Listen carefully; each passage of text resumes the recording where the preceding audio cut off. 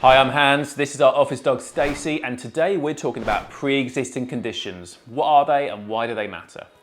If you've ever looked into getting pet insurance, you'll have seen these words mentioned quite a lot: pre-existing conditions.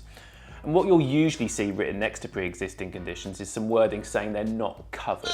But as we're about to find out, it's not always quite as simple as that.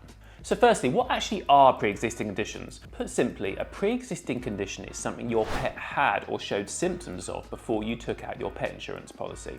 So let's say you have a dog and she starts limping, you take her to the vet and it turns out she's suffering from intervertebral disc disease, or IVDD for short. This is a fairly common condition in older dogs.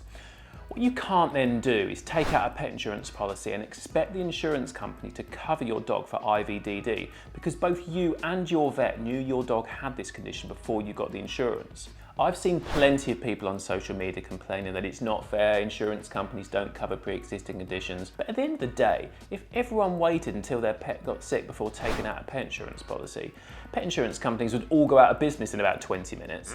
But don't worry, all is not lost. Some pet insurance providers have tried to think of ways around pre-existing conditions to help consumers. So if your pet has a pre-existing condition, you may still be able to take out a policy for them. So how have pet insurance companies tried to address pre-existing conditions? Well, some providers say that if your pet has a curable pre-existing condition and they've managed to stay symptom-free from it for a certain length of time, you could get coverage. Okay, so take Embrace for example. If your pet has a curable pre-existing condition and remains symptom-free and treatment-free from that condition for 12 months, Embrace will then consider that condition cured and will therefore cover that condition if it returns. And even if your pet has an incurable pre-existing condition, Embrace will still cover them for other health issues that don't relate to it.